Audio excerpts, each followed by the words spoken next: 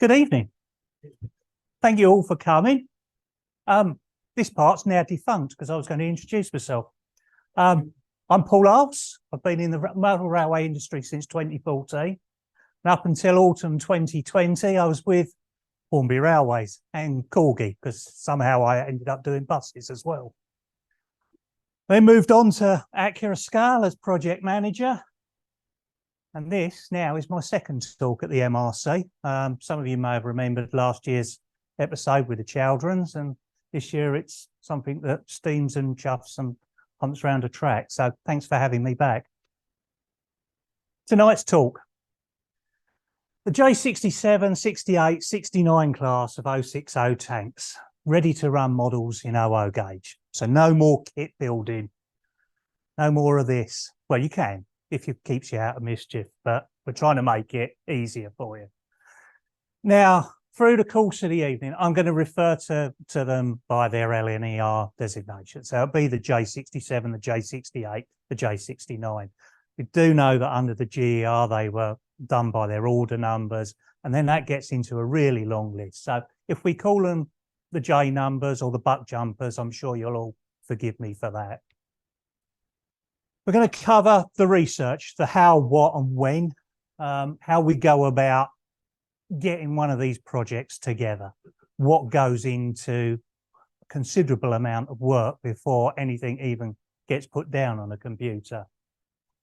I'll then cover some elements of the design, the processes we go through, trials, tribulations, sweary bits, all the other bits that you really want to know. And then development, because it's not just a case of one draft of CAD and it's sorted, it's an ongoing process. So as it says, a warning for those of you with a nervous disposition, because research, design and development do not fit a linear narrative. Lots of things happen at lots of different times, mainly at the same time. It's very fluid, and certain parts of the project will be covered early on and then picked back up again later on. Some parts run concurrently. It's a bit like going to a Billy Connolly concert. The start joke starts, and then at the end he comes in and finishes off. And in the middle, all sorts of things happen. Right up until the final packaging stage, it's often a case of 2 steps forward, 1 step back. Things always need revising, correcting, version control sometimes in a factory. Doesn't matter whether it's a UK factory or a Chinese factory, can sometimes be lacking. So things you think you've covered will come back to haunt you later on.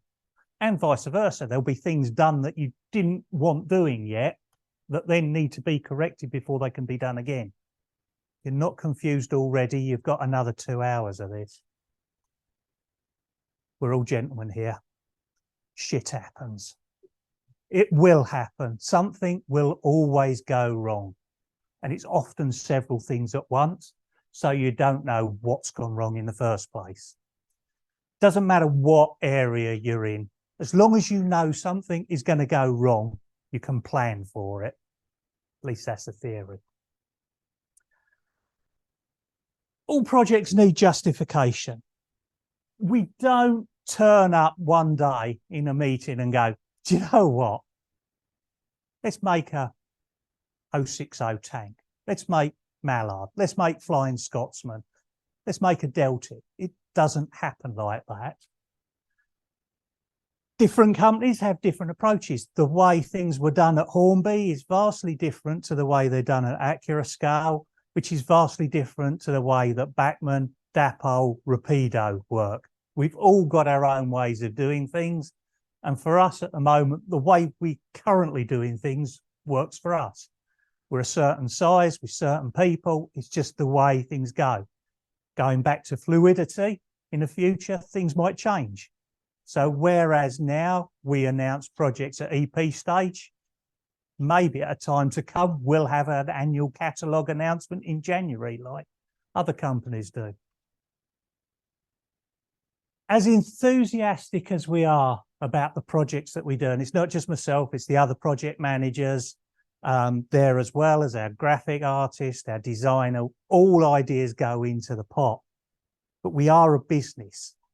So things have got to make money. I know we all pretend that capitalism doesn't exist, but the money we make off of one project is then ploughed in to the next project. That's the way it has, and any project has got to work. Can be frustrating. There's things that I want to make that I can't justify. We talked about the Chaldrons last year, and a rough rule of thumb, if I always think to myself, if I'd sink my own money into it, then I'm fairly convinced that it will work as a project, because I am tight as anything. But there are other projects, there are other wagon projects, there's locos that I'd love to do, but I just don't think there's enough commercial need for. Not without forcing the price up and up and up. I know how we all are about prices. So as a very rough rule of thumb, and there are exceptions to every rule, a project needs multiple liveries over multiple eras with a wide geographical spread and a distinctive but easily modelled variations. So, for example, something like a Fowler tender with an 8F and the normal Stanier tender, they're changes that can be run. They're easily modellable, they're easily toolable, but you're not getting into the nitty gritty. Having said that, look what we did with the 37. So here we go. It's scan to sample. I'm going to take you through the whole thing. At the end of the evening, welcome any questions, but for now, just sort of blat through and see where we go. Research. I know we've covered this before, but the buck jumpers, they're an absolute minefield.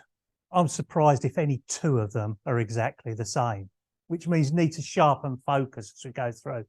And it's these variations, these little changes, various cabs, the cutouts in the cabs, the width of the bunker, the width of the tanks, whether there was condensing chambers on the top, whether there wasn't, the types of chimneys. There are so many of these bits that I think that's why there's been a barrier to the buck jumpers not being a ready-to-run model before now. Certainly when I was at Hornby, we were considering doing them. And it got as far as putting a research pack together and saying, right, we can do this. Before the governor said, no, we can't. There's too many changes for us. We've got staff from Bachmann with us in Accurascale. I know they were considering it, and it's same with Rapido. I know they were considering it. So what you can do is you can look at a project like the buck jumpers and say, no, we can't do that. It's too complicated. And I'm sure Bachmann are going to do that. Meanwhile, Bachmann are saying it's too complicated. I'm sure Hornby are going to do that. Rapido are looking at that. Well, big boys are bound to be doing this. That was wrong. So autumn 2020, I leave Hornby, go to Accurascale. We sit down, first day there, big discussion. What were you working on at Hornby? Bang, bang, bang, bang, bang. What were you thinking about working on at Hornby? Well, we were going to do this, but we thought someone else would do it. And someone else who was already from one of those guys said, no, we're not doing that. We thought you were going to do that. And someone else from the other side said, yeah, but I thought you were going to do that. So we're in that wonderful position of joining and sitting there and realizing that nobody is going to be doing the buck jumpers. Open door time. There's some surprises, naturally, as I got there. There were projects that I'd gone in, right, this is what I want to do, only to find Accurascale were already doing it. The same thing. They were quite a way through a couple of projects. I tell you, no, I wouldn't be doing that. Wouldn't be doing that. So we sat down, having got this clear ground. Shall we do a buck jumper? Yes, please. I love the GER. I love the NER as well, but that's a different thing. We covered that last year. GER it's home ground for me. I'm a Hertfordshire lad. My family are from North London. It just suits. I'll take that on.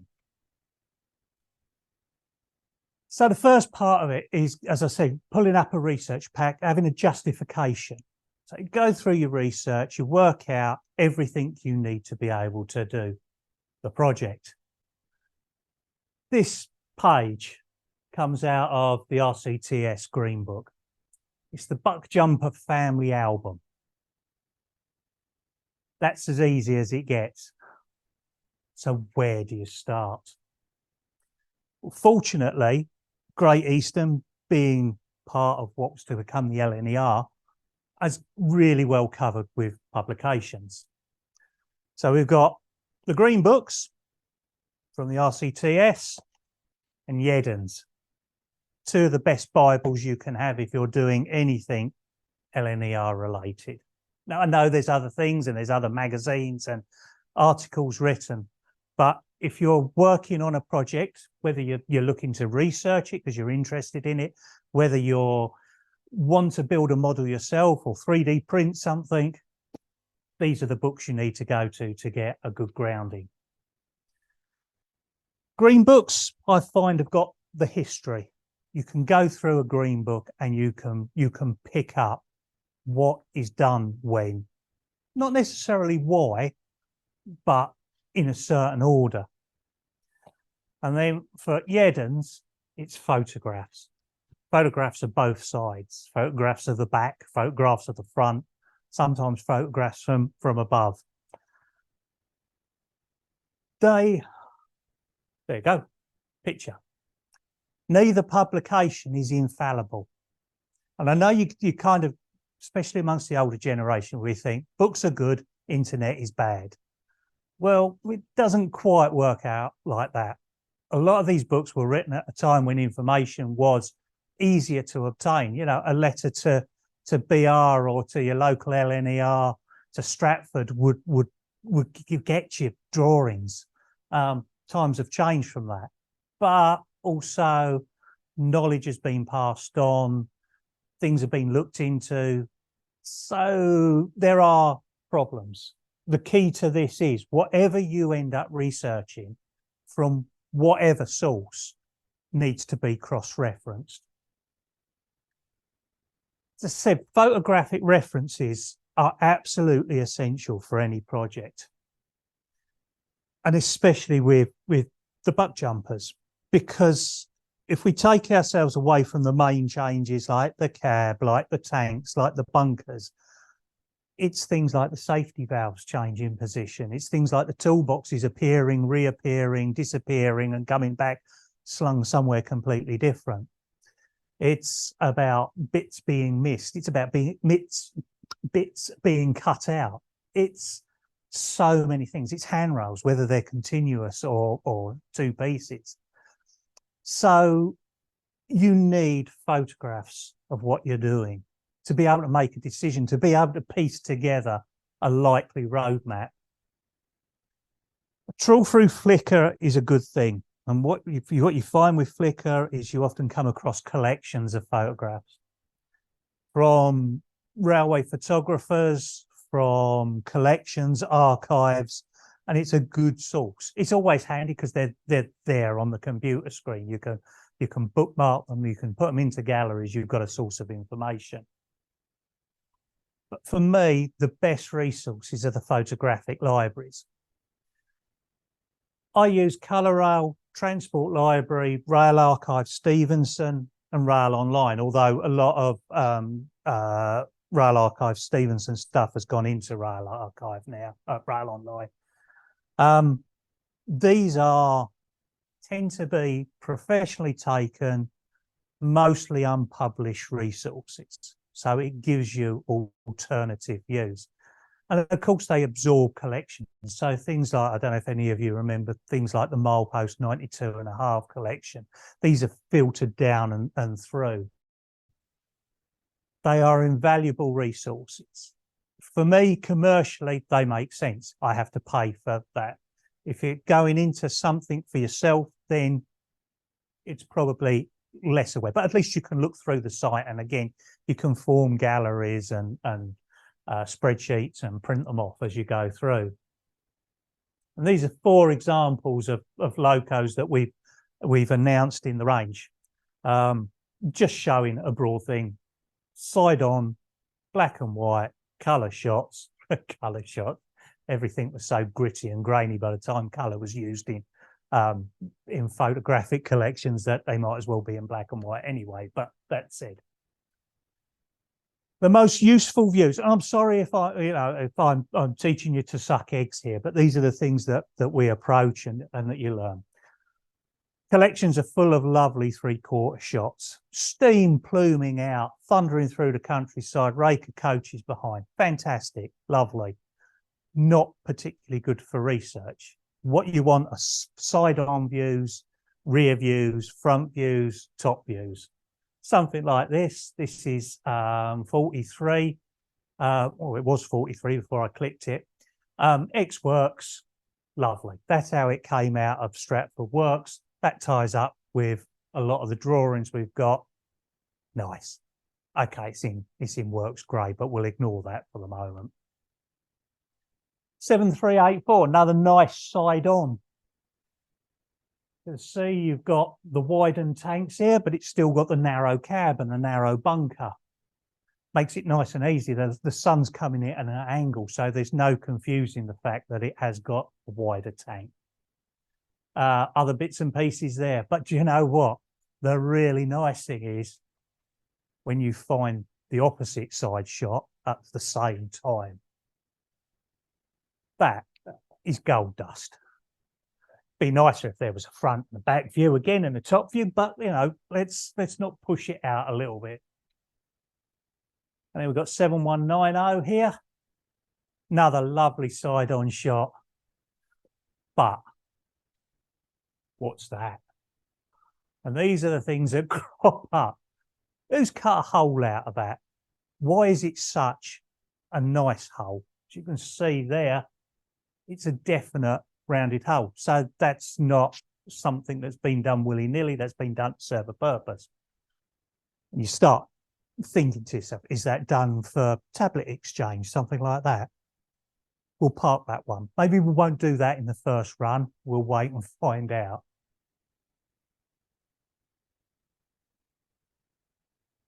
Top down. This is lovely. So I've got my side shots. Now I've got a top down shot. I can see, excuse me, walking in front of you as you do. All the holes where all the pipes go and how they sit with each other. That's quite nice. Again, it'd be nice if someone crossed over the bridge and took it from the other side as well, but that's what we've got to go with. So we've done the reading. We've got the photographs. Now I've formed my own opinion. I've got a base of knowledge about the buck jumpers. I know what happened and when and the main things that happened. But if we live in an echo chamber, we only hear our own voices. So you need to turn to people that are acknowledged experts in their field. Now, I'm sure that, and you see this on the forums come out, once we make an announcement, the usual thing, only you'd have asked me, I'd have told you everything there was to know about it. Well, I'm sorry I didn't know you existed. And secondly, you know, we're not going to, there's commercial restraints here. We don't broadcast that we're about to work on something because we all know there's certain companies that will punt in and work on them as well because they've always been their logos. You need to fill in those hard to find details, those bits that only experts in the field go through. Now, I was lucky. I was introduced to Ian Rice. I'm sure we all know him. I spoke to him before he sadly passed away. Had so much experience in building and writing about the buck jumpers. And I spent a very pleasant couple of evenings talking to him about his experiences. I was lucky. He passed me on his notes, his kits, all of his research for his model rail journal stuff. And it was fantastic. It filled in the gaps for me as I was doing my research. That's invaluable. And it's a sadly lost resource. But then there's also the Great Eastern Railway Society. Again, Dr. Lynn Brooks, who is, again, their main expert, Paul Godwin, who looks after liaison between the GERS and the model companies. So if I'm doing anything Great Eastern related, I go to Paul and he puts me in contact with people that can be trusted, and to be able to delve into the Society's photographic archive, their drawing archive, and their accumulated knowledge. So there's a lot gone on. We've covered all this, and in terms of time period, I've gone through that quite quickly, but that can be 6 months of your time taken up. Now, it's not 6 months solid staring at a screen reading books, because other things are going on. This is what's at the same time you're gathering notes ready for liveries in due course. There's other projects to work on as well. So that is time compressed. Holy grail of research, and I've said this so many times, is original works drawings. As good as Lynn Brooks' drawings are for the GERS, and they are very good, they're not the original drawings. So we go for those. Fortunately for us, Stratford's drawings, a lot of them were saved, and they're in the search engine at the National Railway Museum. For me, it's still the National Railway Museum, not Railway Museum or whatever it is they're calling themselves under, the Science Museum Group. Look at that. Well, that's not the best one. We've got some nice coloured ones as well, but that's fantastic. General arrangement, you go through that, you've got all your main measurements on there, you've got annotations on there, so it will cross-reference safety valves against the drawing number, the chimney against the drawing number, the conrods against the drawing number, various other parts as well. So with a GA, once you've got that and you can go through it and you can pick the details out, you can then go to the drawing register and pick others out. And when you've found those, they then lead you into another rabbit hole where you can find something else. So the key to any works drawing is either the GA or the pipe and rod assembly is the other one for more modern material.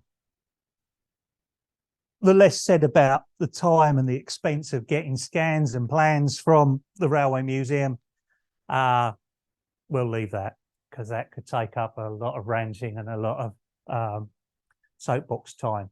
But I ended up with a collection of about 75 original plans. It's a set of coupling rods, cab alterations, the rear window protectors, you name it, I've got it. That can be fitted in. Yeah, look at that. Nice coloured. All the notes on there. This line in red for this set of engines, this line in blue for this set of engines. It's lovely stuff. Excuse me, it's just wonderful. Not safe for work, really. This is another batch of the J67s, a different batch, so there's slight variations. Again, we've got cab alterations, so the one you see in the middle is the main plan. Two smaller ones were amendments to that plan. So on this side, we've got the larger keyhole type door window entry. Whereas on this side, we've got the smaller one. Great. Dimensions on there, everything. I've got all the information there I need to be able to model this. Now, all this paperwork, all these notes, everything's stored away. Now we've got to do some work, as my colleagues say. So we're on to the scanning. Only one example of a butt jumper exists, and that's 68633, which was saved from out of Parkston Quay, put into Clapham Transport Museum, then went to York in 75 when the National Railway Museum was set up, and was then transferred to Bressingham in 2013. So it's probably travelled more miles in preservation than it did when it was working originally, tottering around Stratford and Parkston Quay. Housed up in Bressingham, so there it is at York, there it is at Bressingham. There she was originally, LNER 7087. Then changed numbers to 8633 in the 1946 renumbering scheme. And there she is at Clapham. When she was saved when she was restored at Stratford. Stratford lads took her in, repainted her, the same as 68619, which they'd done previously, which was nothing like the GER blue, which was ultramarine. It was royal blue, but we won't go into that at this moment. So there it is, sitting there in Bressingham, lovely. I can go visit, run a ruler over it, run the tape measure over it. Fly in the ointment time. We're all used to False Jeopardy, those Channel 5 programs where it ends on an ad break where so-and-so has got to get something measured or through a gap in a wall before it's irrevocably shut. COVID, unfortunately, was not a Channel 5 Jeopardy moment. It was something real. In between these times, we had to get in and get it scanned before the country went into, I can't remember if it was second or third, I think it was second lockdown at that point. Things were organised quite quickly, like within a week. Scanning company, can you do this date? Yes, we can, because we know we're not going to get any work in the next 6 months. Bressingham, can we come along? Yeah, because we're shut down anyway. So despite everything, although I'm ongoing research, I haven't, by this point, formed a full research pack together, which is what I like to do. So when I go see these things, I know what I'm looking at. I only had half a picture at this point because I was waiting for drawings to come through and to fill in those gaps. But off we trot, up to Norfolk and get the scanning company on there. Now, I don't know if any of you have ever seen loco or a car being scanned, but it's quite an interesting process. There's a lot of preparation to scanning something because you can't just stick a scan on there, because if there's highlights on there, they give a false reading. It's like holding a mirror up, really. It just bounces, the rays of the scanner go all over the place. I'm sounding a bit layman there, but I find that's the best way to describe it. Water, glass, specular highlights, they'll all give false readings for a 3D scanner. So just like we used to do with photography when we were doing shiny metal things for catalogues, out comes a dulling spray. We get rid of, spray it all over, take out the highlights, and we're sorted.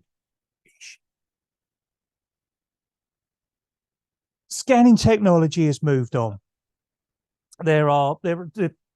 The core, at the core, you've got to have a fixed reference point. So it doesn't matter whether the scanning camera, if you like, works off a GPS, or whether you're using the white balls as fixed references. The scanner software needs somewhere to latch onto. I prefer using the white ball method because they're fixed. It's an object. So as if you imagine it, as a scanner works around the loco, it's always got these orbs, white balls, to focus onto. So it's got something. It's a bit like, and we've all seen the dam busters, where at 60 foot the lights come together to form one solid pool of light. It's the same thing with these orbs. In the software, it will always match up to a white orb. They go all around. GPS can be a bit hit and miss, and I've had scans that have failed because the GPS is out by a fraction of a degree. And then you end up with rivets that are about that tall. It's the same as photography. I know it's in 3D and this thing whizzes round and a laser flashes away. It's essentially a camera. So you've still got to place it where you get a good view of the object that you're scanning. There's no point putting it up here if you want to scan down there. So you set the resolution. It's a bit like setting the ISO on a camera. You tell it what resolution you want, and then the scanner adjusts. Higher the resolution, longer the scan takes. You do have to offset. So likewise, if you use a 400 ASA film, you'll get a nice even, it's not super sharp, but it's not super grainy. You use 800 ASA, you record things in lower light, but it's grainier. If you use 50 ASA, it's really sharp, but you need it mounted on a tripod. So it's the same with resolution. So think film speed, resolution, same thing. You record at each compass point. So if there's a square object, you're going from the front, from the corner, then down the side from 3 angles, round the back again, down the other side. So you've got sort of, I don't know, 8, 9, 10 points around it. You do the first scan at your normal tripod height. You get up as high as you can, and you get down as low as you can. And that way you're getting detail underneath, on top, and around. Shortest tripod I've ever seen, shorter than some of the tabletop tripods I've had to use. And then these lovely poles. And when you've got 25 grand's worth of scanning equipment up at 20 foot on a pole wobbling around, it sharpens everybody's focus. In this instance, the scanner that is used is controlled from a laptop. So a laptop becomes a viewfinder, if you like. Other scans that you see, this machine there, you'll see it building up. There's an LCD on the back. Just how this particular setup from Artec goes. It spins up and you can see in real time the scan building up. And as you go round, and you can see the orbs there where they feature on the scan. So when they get back to base, each scan can then be matched up. It just builds up into a picture, overlays and overlays and overlays. And the theory is that when you've covered everything from multiple angles, incompleteness, so that you've got everything covered. These are the raw scans. They don't look much. Lots of bobbles on there, lots of shadow, but as you can see, you're getting underneath. Those points are all fixed. It's grand.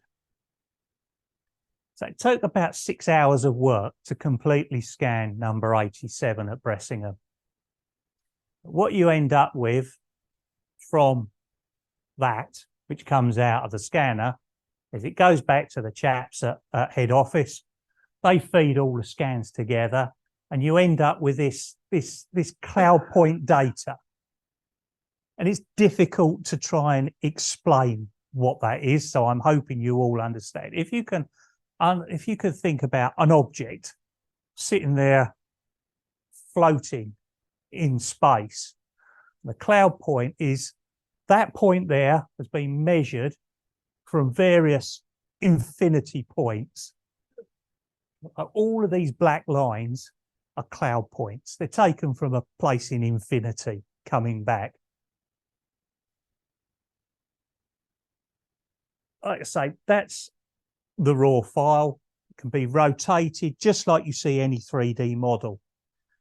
As it stands out, it's useless for modelling. You can't do anything with that. You can't give that to a factory and they'll then produce the tools from it.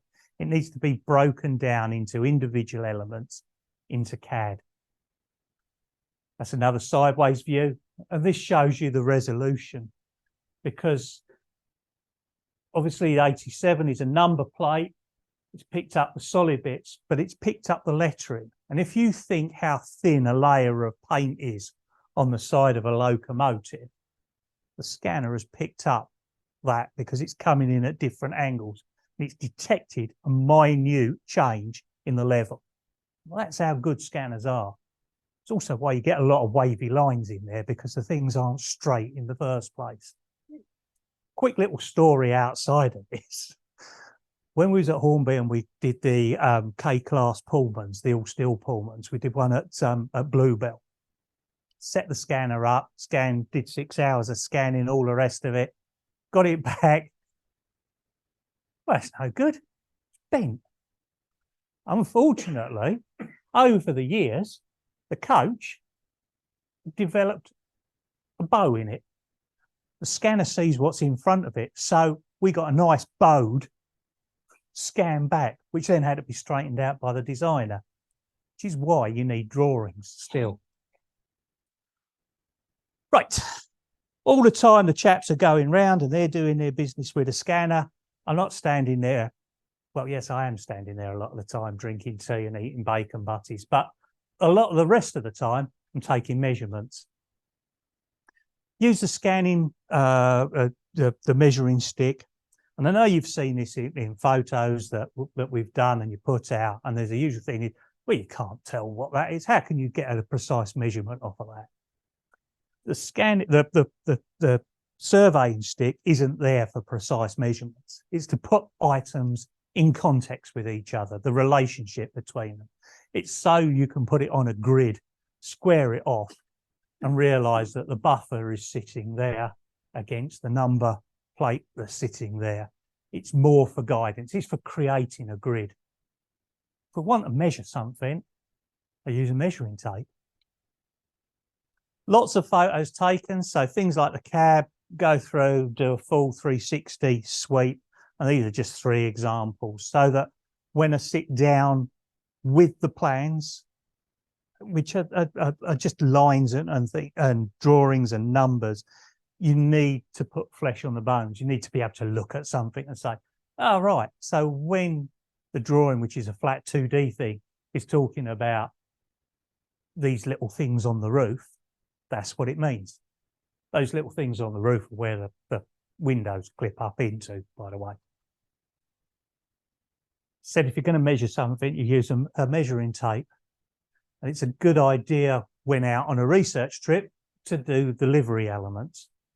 It makes it a lot easier when you get back to base to start to having drawing up these things, because you can't just go in and use a font.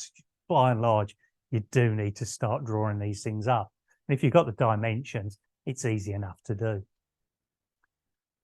It's also a chance to get into places that you wouldn't normally get into. So we saw the shot of 68619 earlier, the black and white one. It's a chance to get up there, put some footprints into the dust on top of the locomotive and get as many pictures and measurements of that area as you can. Because when you stand down at platform height, you can't see all of this. And this is one of the areas that is the most difficult to replicate when you're working on something. Again, measuring stick in place just puts everything in context. We're not just relying on this, we're relying on works drawings, the scan, measurements. It's the whole package. Upper surfaces, again, just nice reference shots. Just picking up on things like holes through these mounting brackets, the way the rivets look, just the overall feel for it. You can see that these side sheets here are placed in there as being part, as opposed to being part of it, so that you know ideally you want a split line there when you're doing the model. I do miss things. We all miss things. We all learn more about things the more we study them. So I did have to go back to Bressingham. A little bit later on as I was working, was looking at the drawings, looking at the pictures I had of the cab, and you think, oh, I wasn't too sure how the firebox worked. The elements were there, but I couldn't see how they work with each other. So I went back, did another survey part. You start pulling bits around and seeing how they work in context with each other, how they can be represented in the model, because whilst you can theoretically have these bits working, you want to work out what's the best way to represent them. So I did go back for a second survey visit. That was in September 22. So you can see the time frame that we're working at. The first visit and the scanning visit was in November 2020. This is nearly 2 years later. A lot of water went under the bridge in between those two times. What else did we do? Oh, things on the roof. Just the relationship, and because we've got to have 00 scale cobwebs in there as well. It's just little things that you pick up on, like the width of brackets, the way bolts sit with them, just the little details. And these tend to come at the end of the design process, because it's when you start the beginning of the design process, it's there, and you just keep narrowing down on detail until about 4 or 5 iterations in, you're looking at things like the relationship between bolts and bars. That's the type of detail that you're going into. What else did we do? Oh, tank tops. Didn't quite pick up on the scan, but the tank tops have a lip on the J67, and it's just how much have we got to play with? How much do we need to adapt the design? Is it it's there, but if I reduce it down to 176.2 scale, how much of a degree is that going to be? How much do I allow? Do I have to overemphasize it to make it look right? And that may seem wrong, but sometimes you have to make things wrong at 00 scale to make them look right. So things like there is a subtle, sometimes parallel chimneys, especially as this is a great way. That parallel chimneys, when you look at them, look slightly concave. And the number of times I've had it, you've got the chimney wrong. No, it's parallel. No, it's not. It's got a curve. And when you're looking up, and especially when you're looking up at a loco, parallel will have a slight concave. So sometimes you just need to make something slightly wrong to make it look right. Do you all follow that?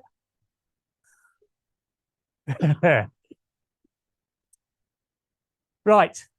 That wasn't my last visit to Bressingham, because that happened, but we'll deal with that later on.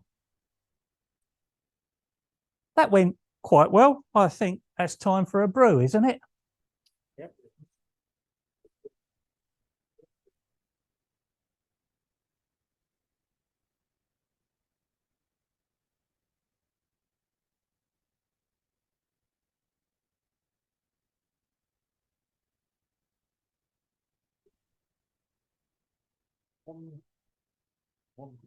Yeah.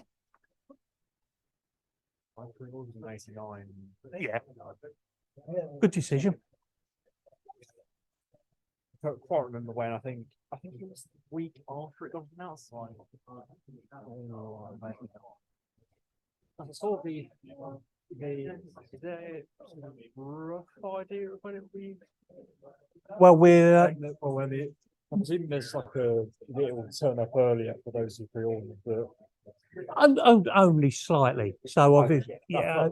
I mean, when they come in, we the way we work with our processes is obviously all of Rails will go to them directly. We'll have ours. People that are pre-ordered get theirs. I pre-ordered through you. Yeah. Through you lot. Yeah. So you if you pre-ordered, you get it before it goes into shops. That's the basic rule of thumb. That makes about 2 weeks difference, to be honest. Oh, not much. So we are at we're at livery stage. So we've shown the deco samples of that. So it's in production. So I think it was like somebody who'd stuck a little camera onto the wagon around Waterman's most recent layout.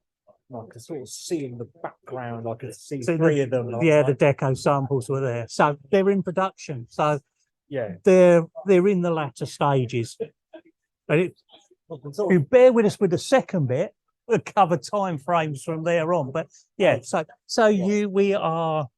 we're probably about 8 months away at this stage. 8 months. So it's sort of middle of, if I say Q2, beginning of Q3 next year. That's where we are at the moment. Okay. Hello, Mike. Yeah. So that's the whole big one. Fix the whole train. I used to see how it work. Sorry, I like to see how it work. what's that? The train. That's not a working sample. No, the truck, you know? Yeah, so that's a 3D print. We'll go on and cover these in the second half. Okay. But that's a 3D print. So that was produced for us. So that's what we actually launched with. That was produced for us by Modelu. Okay. Great, no. So that's a very high resolution 3D print. Yeah. And then that's the engineering sample. So that is the raw, the bare bones of what is being produced. Yes, I see. So the tooling has already been carried out. Yes, That's what you've got. I see. Fair enough. And is that a kit in the back? Painted that one. That's a kit, yeah. It's the That's fine. wheels kit. I see. That's that's as far as we've come, if you like. So we've all built those, sweated over them, sworn over them, still in stashes. Yes. So this is the best you can get for your. Yeah. So that was what was available, and that's what will be available. Safety belt, but I'm excited. Yeah. This will again different. The roof is different. Yep. Because the wheels one is not accurate because there's a difference in the actual. Yeah. Roof wise, you start off with the Highline roof, wooden Highline. Then it goes steel Highline. Then the LNER drop the roof Oh, arc. It's a wooden roof. Then you go into steel roofs. no, So- they had a big roof history. Yeah. One of the joys of doing them. Yes. Also a good view there because that's got the original small door. This is a J68.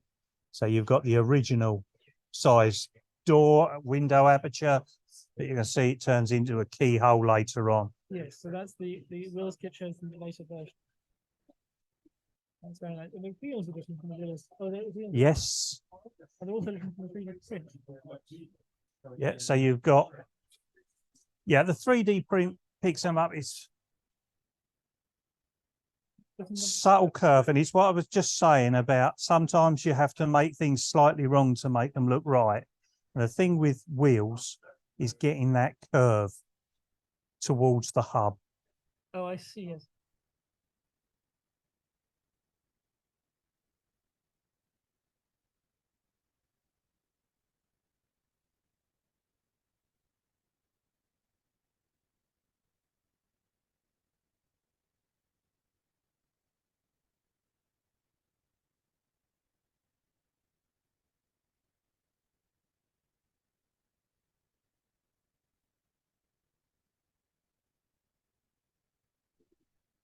Lights, drinks.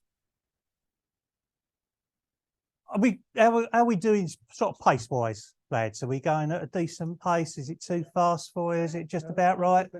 That's all right, because I can get a bit excited and I can go off on tangents and all the rest of it, which may well happen in this next section. Right, so we've covered research and we've covered the surveying and the scanning. It now gets difficult because it's design and development. Right, let me just flick back. So the last thing, that wasn't the last thing. This is a bit for, I love technology, mate. Well, yeah. Keep going. Where are we with that scan? There we go. So we got to that point. So that's what's produced. So the scanning company have sent me a CloudPoint file that looks like that. Right, close your eyes. Need a fast forward. God, I can write. Right. So we had the CloudPoint file. That CloudPoint file is picked up by our own designer. Now, our graphic designer is an absolute genius. He'll take that and he'll pull it into SolidWorks, which is what he works with.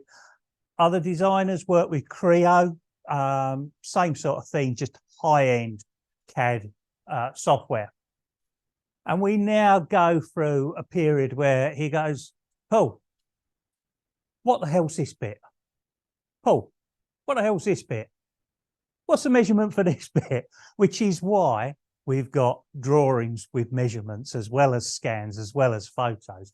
And we end up to-ing and fro-ing. So he will convert that cloud point and it will say, why the hell do you want a roof that comes off?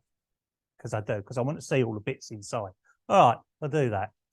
So we end up with a cleaned up version in CAD, all the elements. So you see all the colors. These are all elements that are broken down. So that when it goes to China for tooling, they can break it down into sections and arrange it into the tool. That all comes in a little while. So he's cleaned it up. It's ready to go.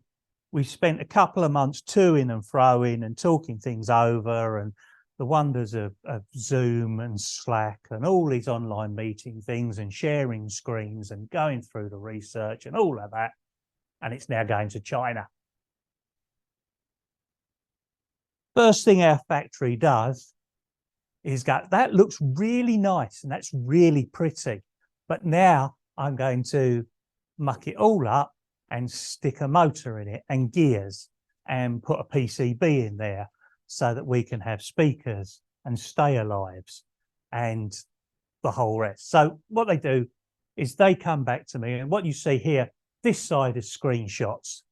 So if you imagine the conversation, they're working in their CAD, they take a screenshot of what they got. Is this what you're after? We can do this, we can do that.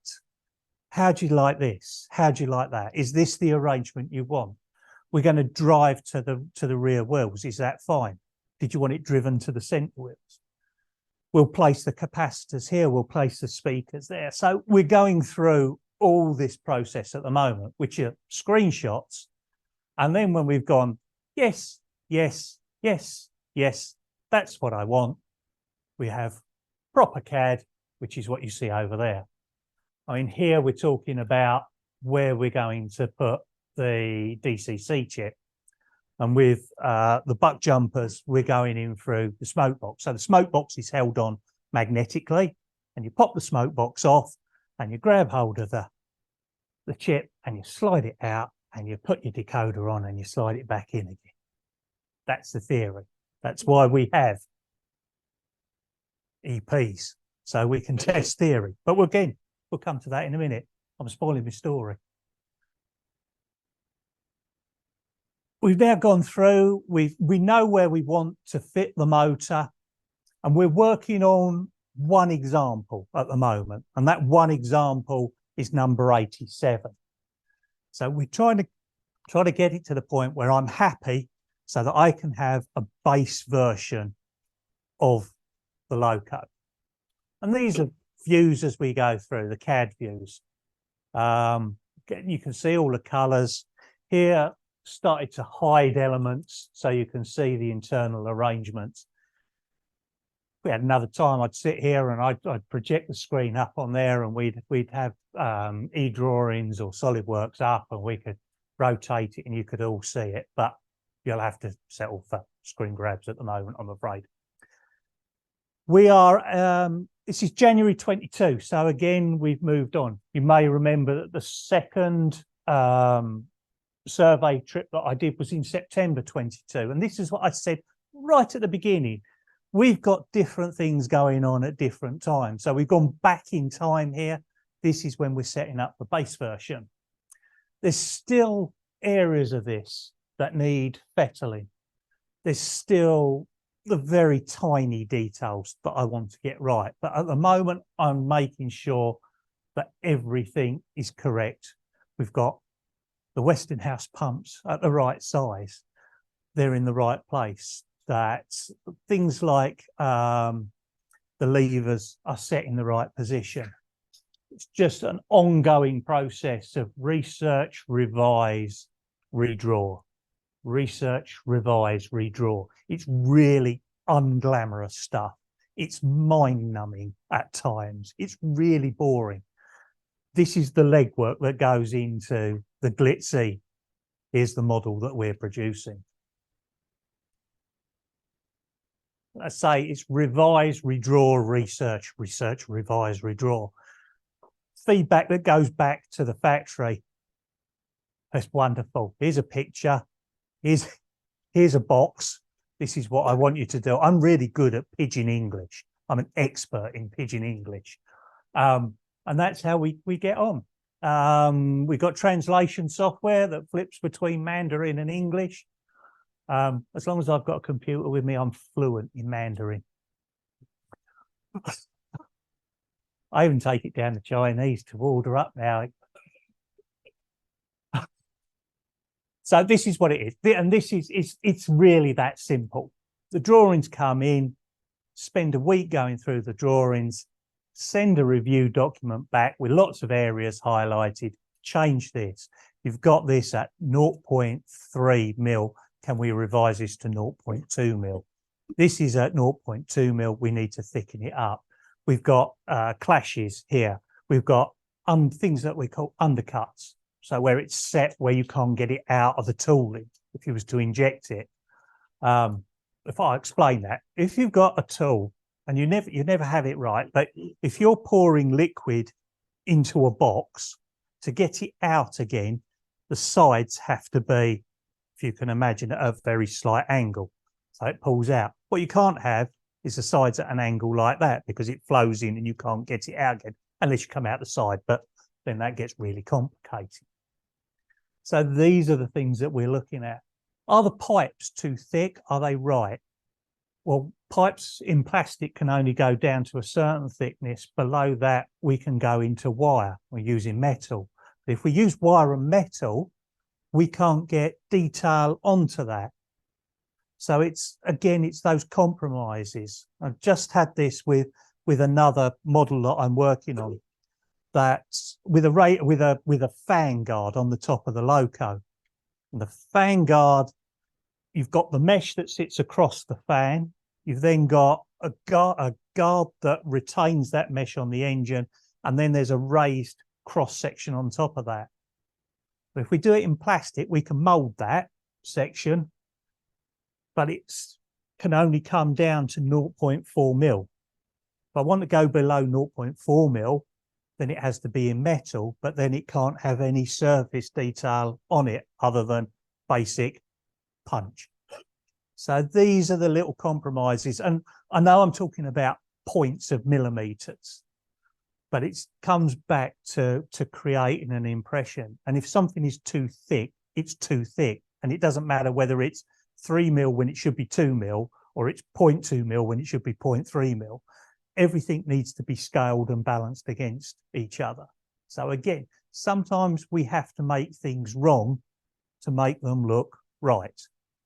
The art comes in not making it too obvious. That's what's done. So we've gone through, we're going through this process. So those last elements have been revised, and we've got to the point where I'm happy with what we've got. In CAD, I've got a perfect representation of number 87. I'm happy with it.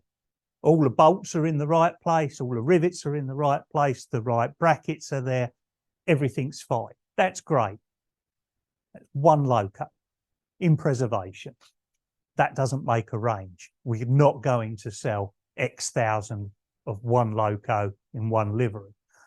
What we need to do is create a range of locomotives, a range of models that will go into the first run that will cover the lifespan of the 67 and the 69 as it became later, and the J68. As he looks back, because that was the J68. Nobody noticed that. Thank you. Again, back to the revision.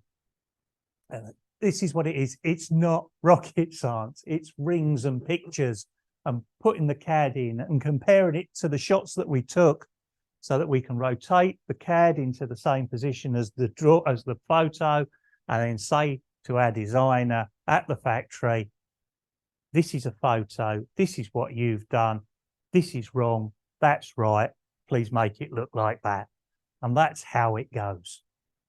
Again, this was from the second visit I made, and it's where we're adding in the cylinder detail underneath.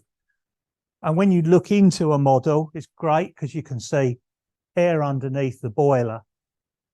but it's no good seeing through and then seeing down to your track underneath it. It needs something in the way, and that's what's in the way, and that's what we want to represent. Fortunately, I had a drawing, and so that went back. April 22. So we're still behind where we were, but we're not catching up. It's like quantum leap. This is brilliant. But at this point, so we've got one model correct, and I now need to decide what I'm going to put into the first run. And that's why we've got all those photos, because you go through. I bet you're all thinking there's a real exact science as to why that model has been put in that range at that time. It's usually the one we've got the most photos of or the clearest photos of. It's, again, not rocket science. If you've got all the information, it's great. You can represent it. And that's why, as you see models evolve from old to new, you see the same numbers coming through time and time again, is because they're the ones that have got the best photographs or the ones that are in the same books that everybody's reading, which is why it's always nice to find new areas of research or going back to photos using photographic libraries that nobody else is using, because then you've got access to photos and loco numbers and locos that nobody else has done before, hopefully. Now, there we are. We decided we're going to do those 6. 359, number 84, number 87, the preserve one, which we haven't decided what's happening with it yet. I'm hoping it's going to be an exclusive model, but time will tell. That'll be part of the tooling, so it's ready to roll if we need it. 35, which is the Scottish buck jumper, because they got all the way up to Scotland. 68619, which was the Stratford shed pet that was at Liverpool Street, Pilot. And I can't remember which one that is, but that's a J68 on the end. So there we go. We've got a broad coverage from GER through LNER, early BR, late BR. Nice spread, which is hopefully something for everyone. You're looking at that and going, well, there's 6 pictures, but there's 7 models. Well, again, this is what, in the terms of tooling, I'm allowing for locos to be produced that will come in the second run. So you're always thinking ahead. So out of those 6, I've got 70% of the variations within the range. If I add a 7th model, although I'm not doing it in the first run, that adds enough features to enable me to produce 80% of the variations in the second run. Always trying to think ahead, because obviously if you start modifying tools, that's extra expense. So if you come to the second run and you want to produce Loco Z, but you've got to modify the tooling quite extensively, that then costs a whole wedge of money that you haven't allocated. So you always try to be one step ahead of where you are. Right. Chosen the models that we're going to have in the first run. Now we've got to tell everybody when we launch them and that they're available. And the idea was to launch at Ali Pali in March 23. So the Ali Pali that's just gone. This is point where I've made the selections is December 22. It's getting a bit tight, to put it frankly. We're still designing the, I'm still designing these models. So yeah, at this point, I know that I'm not going to have an engineering prototype ready for Ali Pali. So why launch at Ali Pali, you ask? It's just synonymous with the bunk jumpers, Palace Gates, the whole line. It's home territory, and you don't want to launch a buck jumper at Worley because it doesn't mean anything to the Midlands. Don't want to launch a range of buck jumpers at Glasgow because they had 6 that went up there. You want to launch it where they're most common. So that was it. Right, I want to do it. I want to do it at Ali Pali. How are we going to do the launch? So it always, this is where I wish I'd have looked at that so I knew what was coming next, because I just said that. January 23, things start to, if I was James Holland now, I would be getting really excited and pacing up and down and pointing, because things are starting to get a little bit quicker now. January 23, so we've got 6 variants of CAD in process. I said earlier, you start off with big details, and as you go through CAD revisions, you're coming down to the nitty gritty. We've got 6 models. We're not going to have tooling complete, so we're not going to be able to launch with an EP, which is what we generally do. And the reason we launch with an EP is because if I'm going to put that because I'm going to lose it. If I launch with an EP, that's all the plastic, all the metal, and I show that to you, and you know that we have spent a considerable amount of money in tooling that. It's not vaporware. It's not putting a mark in the sand. That's real commitment, financial commitment, that we are going to produce that model. And that's our MO, if you like. That's what we want people to see. But that's not going to happen in this case. So we're going to produce a 3D print.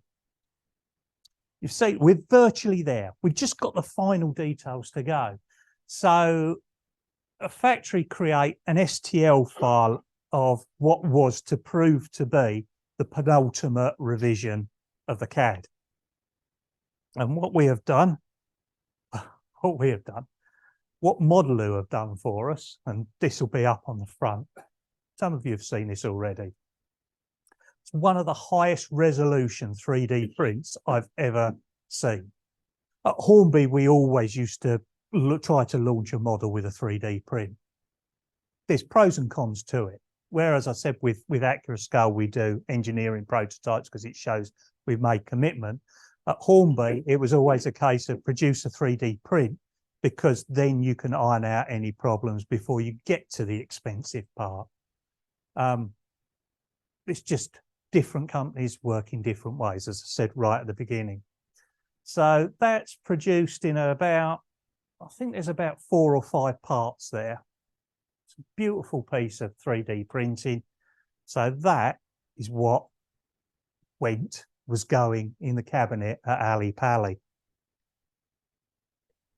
When you finish, come up and have a look, because the detail on it is superb. I mean, you get an impression there, but just have a look at it.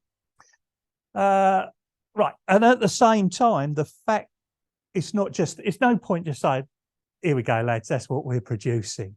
Because the first question is, well, how many are you producing? What numbers are you producing? What liveries are you producing it in?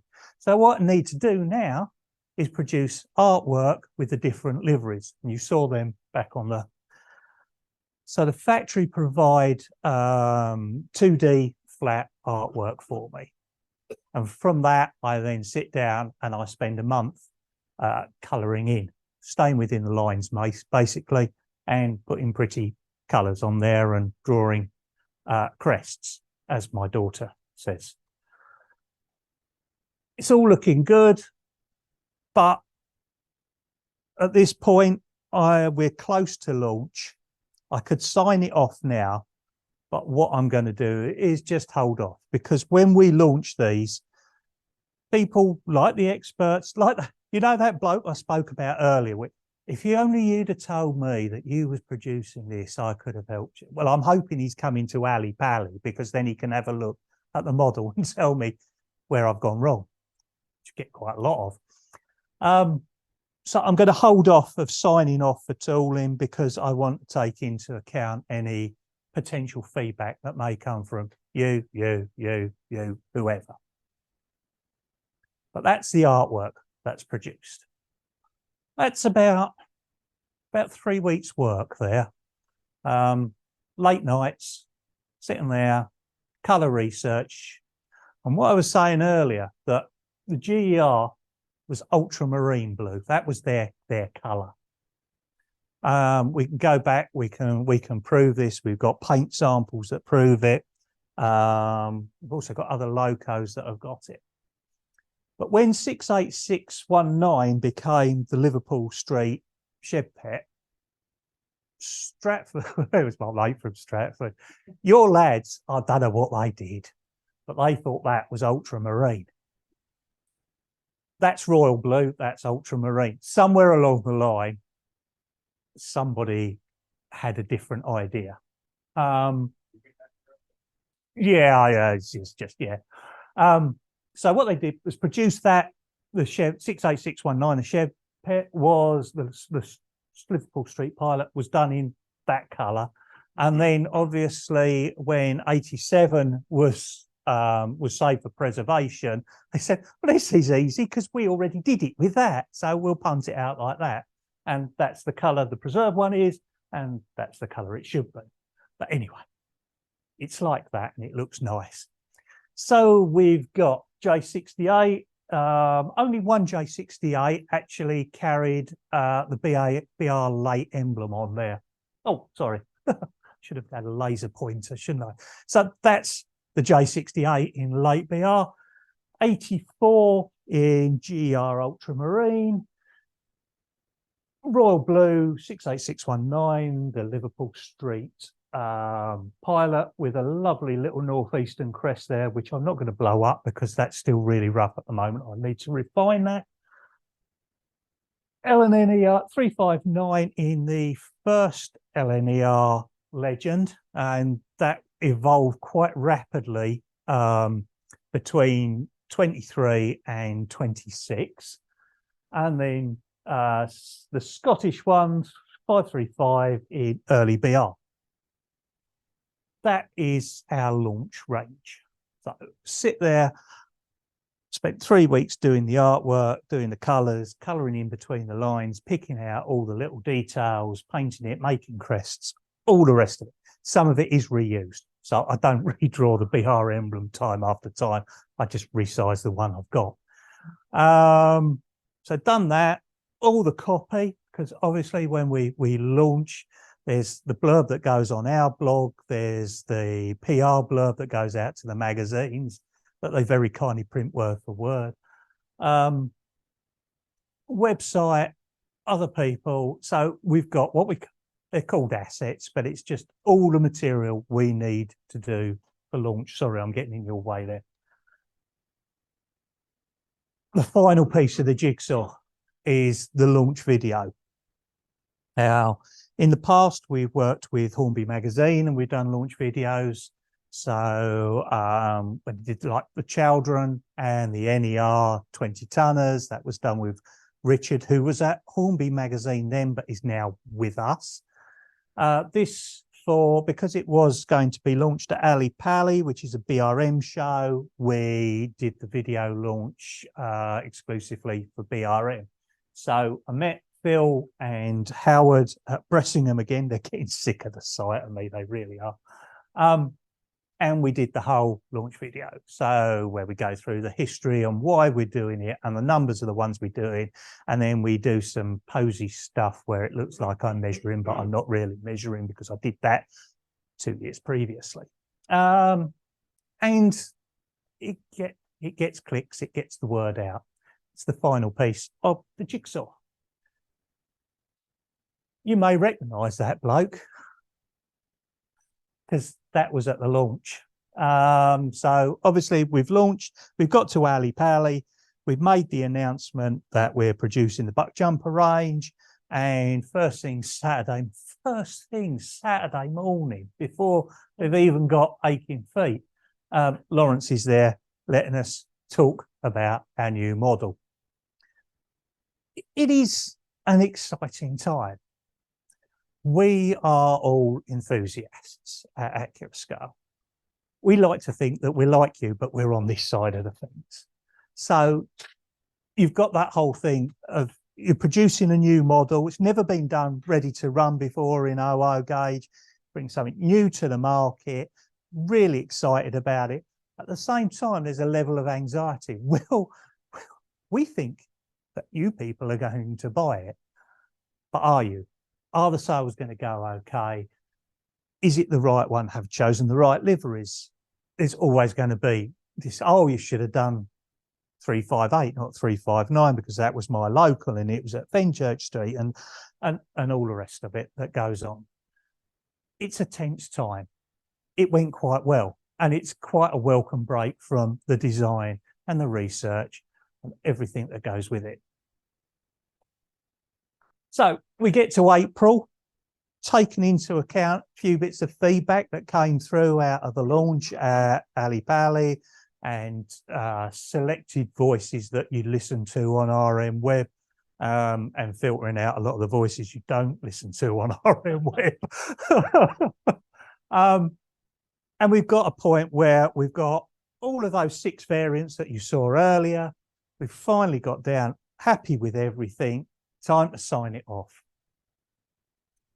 That is a sickening feeling in the stomach when you type that email saying, "Dear Mr. Factory Owner, I really like what we've done, and can you start doing the really expensive bit now of tooling it?" There we go. That's what we've got. That's a stripped down version. And this is the graphic you'll have seen on the poster advertising tonight.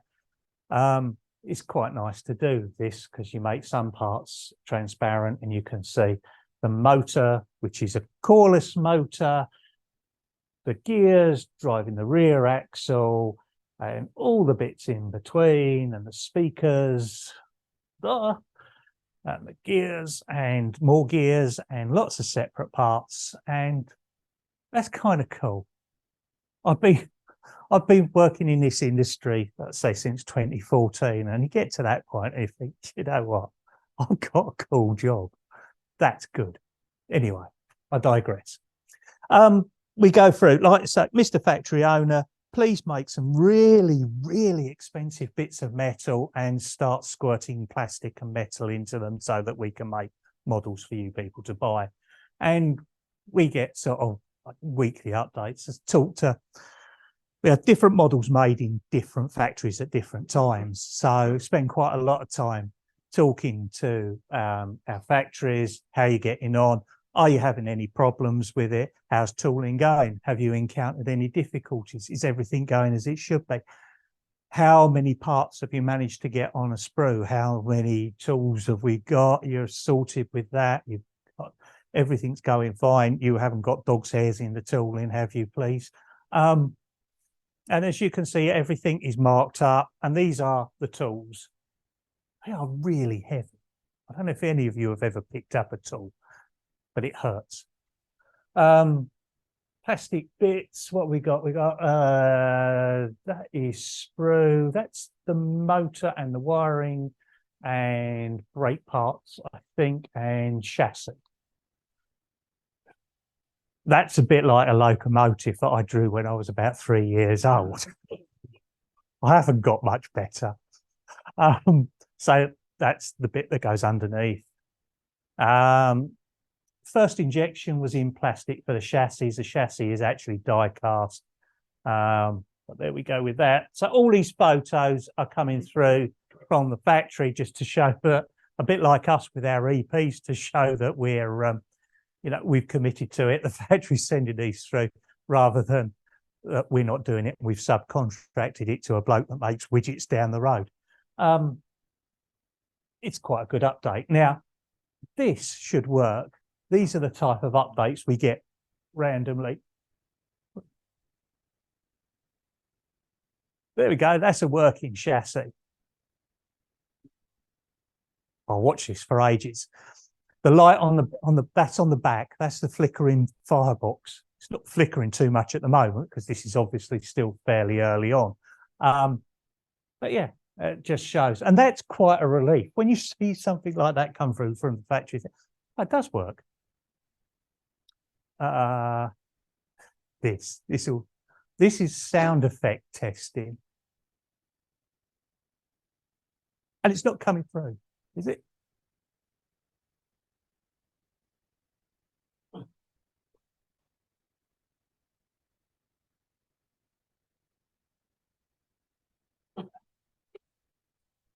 It's a Chinese buck jumper. But at least I know that the sound setup works in it. And that comes back. So what we have, the engineering samples are now assembled. Nice package turned up. DHL very kindly recognised the fact that it's a Rugby World Cup by drop kicking it through my gate into the back, but for once it was quite well wrapped. 5 versions for what we're doing, because obviously we haven't tooled the 6th one because that's being held in reserve. That's number 87, the preserve one. So this is what we're doing. And that is what we have got there. 2 of those are working samples, 2 and the other 3 are not working samples. So one is being tested with our technician at the moment. The other one is with Richard for filming, and there'll be running videos coming out next week or so to show those working. So again, there's a lot of filming goes on, so we'll tell a lot of updates. We like to update people. When we've got something to say, we say it. So this will be updated. So any of you, I don't know if any of you have anybody pre-ordered these yet? 1, 2. Oh, that's good. Rest of you speak to these 2, please, because I could do with a few more orders. I've lost track now. Here we go. That's what happens when you go off piste. These are sorted. We'll update. For those of the rest of you, we like to keep you updated on what we're working on in the hope that you might actually buy something from us that's not diesel. That's the inside detail in the cab. And the cab is magnetic, or the roof of the cab is magnetic. So you can take it off and you can put your people inside it, and then you can pop it back on again. A little touch. I've always liked being able to do that, and it means you haven't got to snap the cab roof off or lever it off, because you can guarantee the one place that the Chinese are going to put a lot of glue is the one place you'd rather they didn't. Gives you an idea. So all those pictures you saw earlier about the cab interior, that's all replicated in there, and of course it'll look even better when it's all painted. Again, we're into this whole research revise report mode again. So we'll go through. So these have come through. I'm telling the factory that they're the liveries that we're going to be doing with it, so that they've got no shocks. And there's all sorts of snags come through. And I'm being quite honest with you. You get things come through, and we've got gaps here where there shouldn't be a gap. There are a couple of things that looked good on the drawings that look like they would work, but when you get the EP through, they don't quite work as you anticipate. So here we've got where the cab rails are sat into the door in the cab. It's fine if you've got the cab doors on, but if you take the cab doors off, you end up with a big block behind it, and I don't like the way that looks. So we need to find a better way of doing it. We need to assemble them better so we haven't got gaps. If we come here, it needs to be done so the body sits tighter to the chassis. We need to make it, because of the relationship between the cab, the tanks, and the bunker, we've got to come up. We can't just create a cab and bung it on the back of the boiler like you might do if you didn't have too many changes. And it becomes a bit like an Airfix kit where you have separate panels going in. Those separate panels didn't fit as well as I wanted to. The magnetic roof, the magnets weren't strong enough and they weren't located well enough, so it rotated. Underneath, there were parts that weren't strong enough. The crossbeam, sometimes things end up in the accessory bag because they keep falling off. And the front crossbeams on the J67 are one of those things. Looks great. You think, that's a nice detail.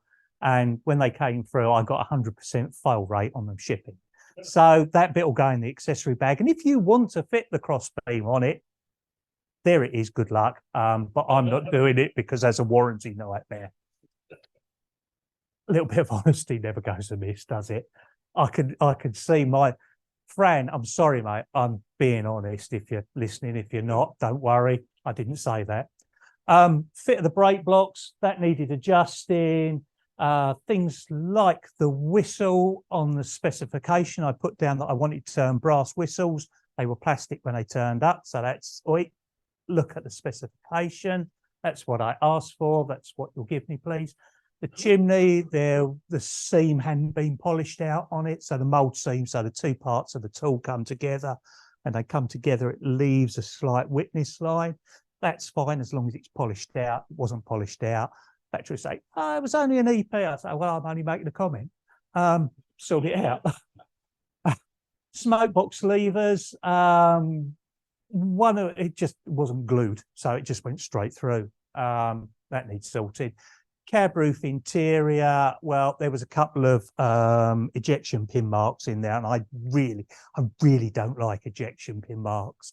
I don't like them as a modeler. I do a lot of modeling, and Airfix are continually sticking ejection pin marks just where anyone's got the new ceiling, the Seeking. There's some oddities going. Lovely kit, but some of the ejection marks are in the wrong place. Sorry, lads. So yes, I don't like ejection marks. That needs sorting out. So that's gone back to the factory, and then they'll produce a second set of EPs where the snags have been sorted out. At the moment, the artwork you saw was only good enough for the web, in that I'd only done one side, the front and the back. So I'm currently just finishing off the artwork. That then goes to the factory. So I'm not sure at the moment, because we're right up to date. So I'm not sure at the moment whether the next samples will be decoration samples or whether they'll be EP2s, if you like, which are undecorated. We'll see how time goes on that and how other projects fit in. Like Richard Watson, that was with Hornby Magazine, now works for us, and these are on his layout at home. So these are stills from the video that is being produced at the moment, the running video that will be out next week to update our customers. And for those of you that aren't customers, that will act as a wish list. That's a Mark 1 sub that's behind it. So that's where we currently are. Still a lot of work to go. So we've got to go through, got to have the second engineering prototypes come through. I need the decoration samples to come through, need to design the packaging, need to do the leaflets. The boxes need to be, for the exclusive, need to be designed by our graphic designer, and he does such a really good job with that I'm really looking forward to seeing 68619's box when that's done. Hoping that decoration samples and possibly the packaging will be ready by Ali Pally next year. And she said, "You're already, 96% of the way through organising the layouts." Well, we're already working on Ali Pally next year, what we're going to announce and what's going to go in the cabinets. And that's where we are. There's still plenty of room for so many things to go wrong yet, but at the same time, there's so much room for things to go right. That's all, folks. Or is it? Oh, that's not an unannounced model that we saw there, was it? I'll leave that one with you. Ladies and gentlemen, thank you. I dread to do this. Any questions? No, thank you. Yeah, carry on. Oh, we was just talking about some stuff that we made and recent. So sorry, carry on.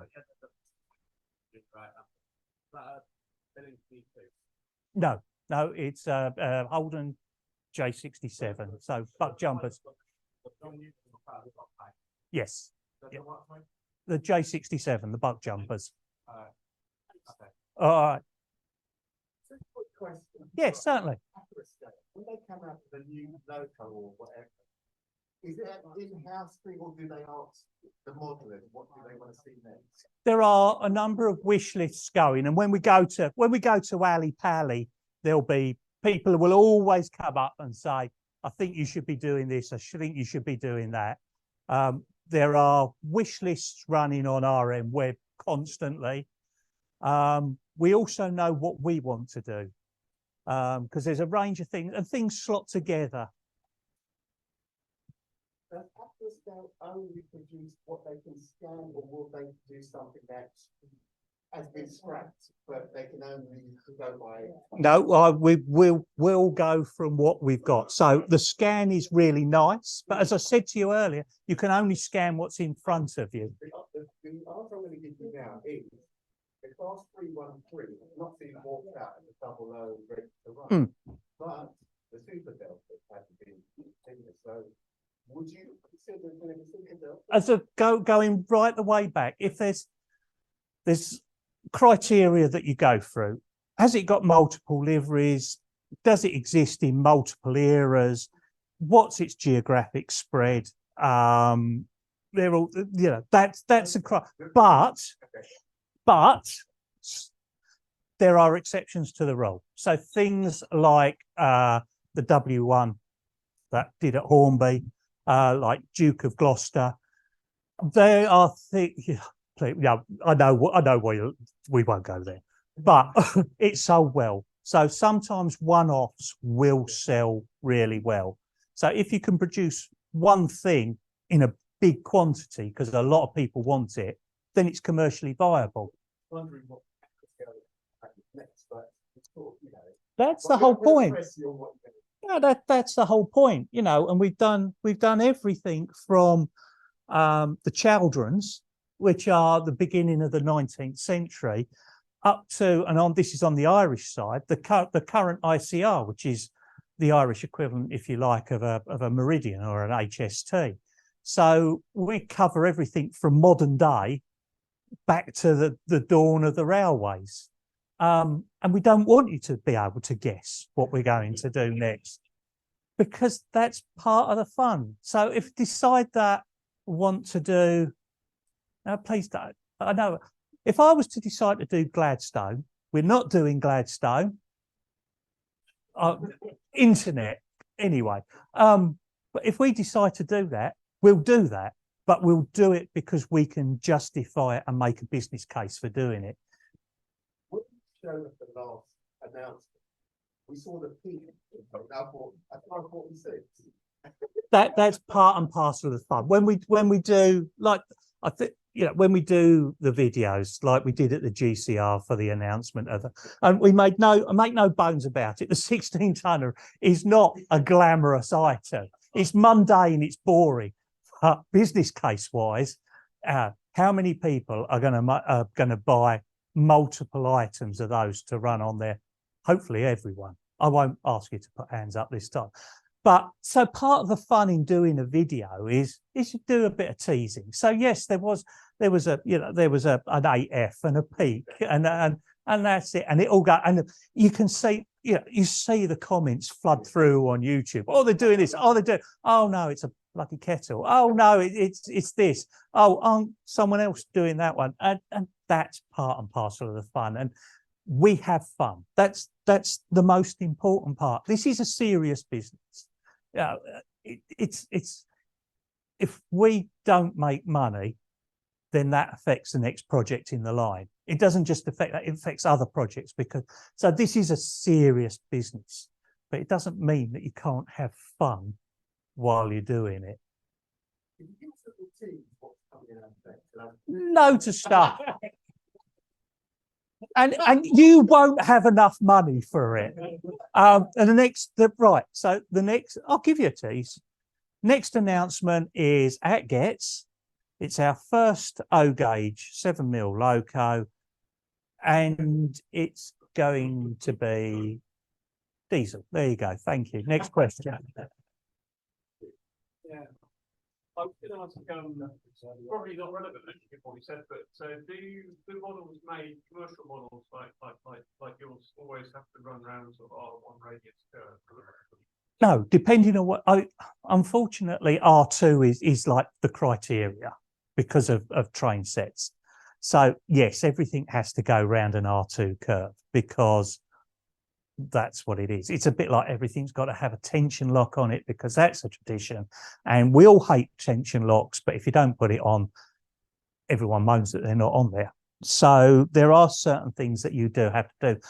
R1, you know, something like the Chaldrons, or if I'll go back to Hornby rather than put myself in trouble with dropping a hint about something that I am making. So the Peckett, W4 Peckett had to go around R1.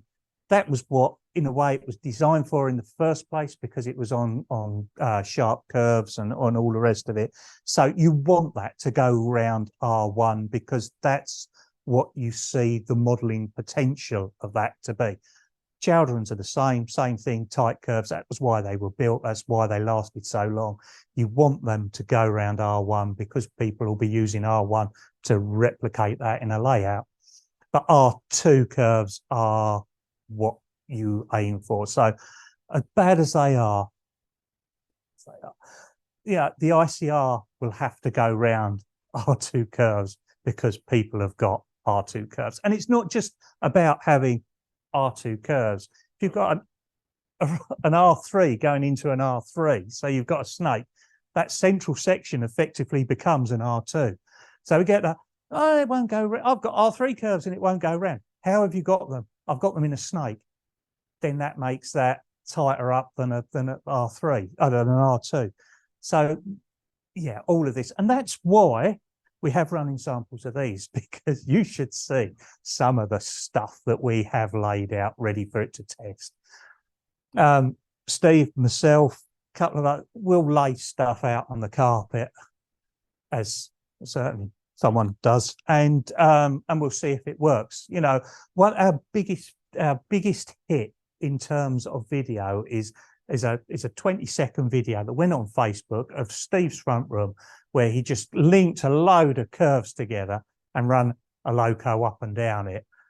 It just went mad. But that's the type of thing you do when it's tested, because you're trying to make things fail when you test them. You're hoping that things work, but if they fail, you've got a point. And this is where I said, if often things go wrong and more than one thing goes wrong at a time, if one thing goes wrong, it's fine. You can narrow it down. If two things go wrong, that increases the amount of things you have to check to find out why it's going wrong.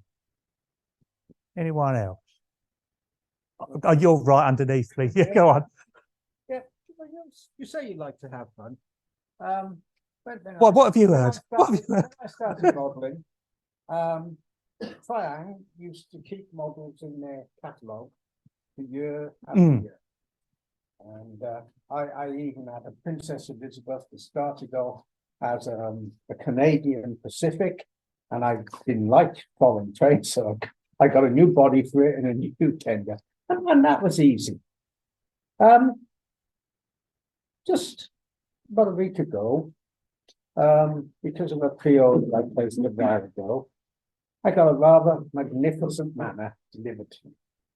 I've heard they're quite good. And my wife said to me, "What was that parcel you got?" Well, just something for the railway. The only thing is, tomorrow morning, a Rapido 1506 is going to be delivered, and I've got to wait for the postman to get it in quietly. Yeah. The model railway world is a different world now to what it was, and you know, when I was a kid, as you say, when I was a kid, the Triang catalogue came out, and you got the catalogue, and you knew that you could pick something out and save for it and go into. In my case, it was Green's Toy Shop in Royston or Townsend's in Cambridge, and you could go in there and you could buy anything. Times have changed. Everything. let me turn that round. Everything we produce, we will keep on producing as long as there is demand for us to produce it. So the Manor won't be a one-hit wonder. The butt jumpers. So we're doing 5, possibly 6 in the first run. And I'd emphasize that. That's the first run. There'll be a second run. There'll be a third run. I'm hoping there'll be a fourth and a fifth run because there'll be enough interest. Now, they might be spread out. You know, we might have run 1 this year, run 2 next year, 18 months, run 3, and then an extended. But all the time, we will try to keep items in stock. Now, they might be different running numbers, but that's what we want to do. Because like you, we've sat down there and you think, and there's all sorts of pros and cons. And we're now, the hobby is in a place where if you see something you want, whether it's from us or Rapido or Bachmann or Dapol or Heljan or whoever, then the only way to guarantee that you're going to get that model is to pre-order it. And there are risks inherent in pre-ordering, and I'm including us in that, that we are relying on people to pre-order from us. But whereas before you could wait for a magazine to test it and then see the results of that test and then get the result of feedback from modelers and make an informed decision as to whether it's for you or whatever, you have, as a customer, you haven't got that leeway anymore. So as manufacturers, we realize that customers are putting a lot of trust in us to produce what we say we are going to produce. That's why we do so much testing. We are 5 years old. We are 20 years behind other manufacturers in terms of going to China. So if we take 2000 at the point that Hornby went to China, and I know Bachmann were there beforehand, people have got a head start on us. And so their reputation for running and the rest of it is fairly well set. We've come into the business new, we're 5 years old, and we do realise that there are people out there that still haven't heard of us, that our locos are only coming through, still not sure whether they're the right thing, whether they'll run, whether they'll last, and all the rest of it. So we are aware of the trust that people buying our products are placing in us, and we will try our utmost to make sure that we repay that trust.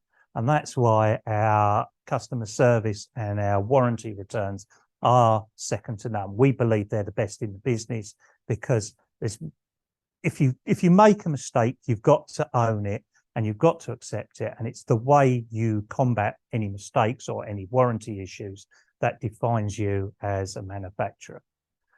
That I can't be anything other than brutally honest. As I said at the beginning, shit happens. Now, if shit happens, that's fine, but we will sort it out. And that's our way of repaying your trust in us.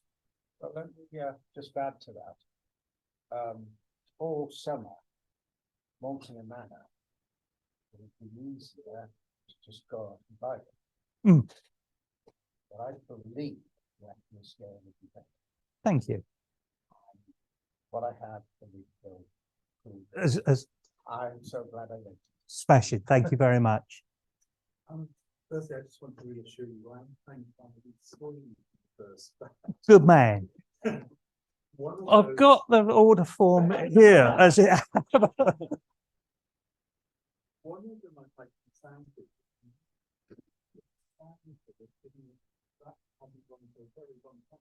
We have sound recordings from when they were running. Now they're rough, so they are going to need re-engineering. So EZoo will take those original sound recordings.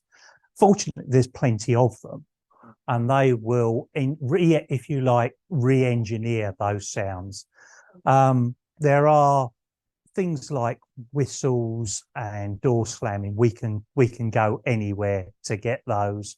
There are GR engines like the J15 that are running that certain sounds can be sampled from that in terms of acceleration. So if you like, but if you record a J15, it's not exactly the same sound, but the sound curve will be the same because it's an 060 accelerating through. Obviously the exhaust note is different, and that's where the old sounds come in, but the sound curves can be gleaned from that. So it's a case of we will record sounds from probably something like the J15 to get baseline out of. We will use archive sounds as well to get the right sound. They all go to EZU, and they do what EZU do, and and a man with a mixing desk does that, and they chuff nicely like they should do. That really simplifies it, but that's how we're going to go about that. So yes, there's sound fitted options with all of them. Speakers are already in there. It's a tank engine. You don't want to be putting speakers in there. So they're already fitted. It's just a case of well, they come sound fitted, but if you do it post fitting, it will slot in there and it'll all go together. I think we need to wind this up now, Paul, but Okay. just before we do, I've been sent a message and asked to read this out. One of the things you mentioned was that one of the versions is a Scottish model. Yes. Well, this message is from a Scot. And it says, please forgive the following for being overly gashy, but an opportunity to shower my old man with unexpected compliments. In other words, the Scot is your son, Thank you, lad. which he will hate in front of an engaged audience is too good an opportunity to pass up. I myself am a model builder, albeit for wingy things rather than choo-choo things, and a lover of history. I've held these two interests my entire life, and this is solely down to my dad, Paul. My earliest models were built by him, my earliest museum visits were with him, and my favourite books were from him. I remember the smile on my dad's face when he got his job as a researcher at Hornby back at the beginning of the last decade. As he stated with joy back then, it was his dream job. His skill for historical research, passion for perfection, or as close as it as tooling and finances will allow, and eye for detail were never fully appreciated by some at Hornby. However, Accurascale have now allowed an incredibly hard-working model railway enthusiast to blossom in a role that is tailor-made for his skill sets. He's only saying that because I'm his best man at his wedding on Monday, and he knows what's coming. The subjects Accurascale produce may not always be what the individual punter may wish for, but please, I ask every person in this virtual and physical audience to appreciate the hard work that my old man puts into your hobby. His office, in inverted commas, I might add, is a mountain of books and model examples, much to Mum's delight, and his computer a treasure trove of plans, sketches, photographs, and other historical documents that he will forensically pore over and knit together for hours on end. You will not find a more hard-working person in this hobby. The audience do not realise how lucky they are to have someone such as my dad working hours upon hours every day to deliver you subjects for a hobby that brings you so much joy, peace, and contentment. He did say that you were going to hate this. Yeah, and it's not wrong. I'm getting married on Monday, and on Saturday, my dad will be travelling up with the rest of my family to be my best man. It was the easiest decision of my life and a testament to the person he is. So there we are. I'm still not pulling my punches out of the speech. I'm quite sure that you'll give as good as you get. But anyway, Paul, thank you very, very much for coming. That's great. Thank you for answering all the questions that we've raised. Please, can I ask for everyone's appreciation for Paul?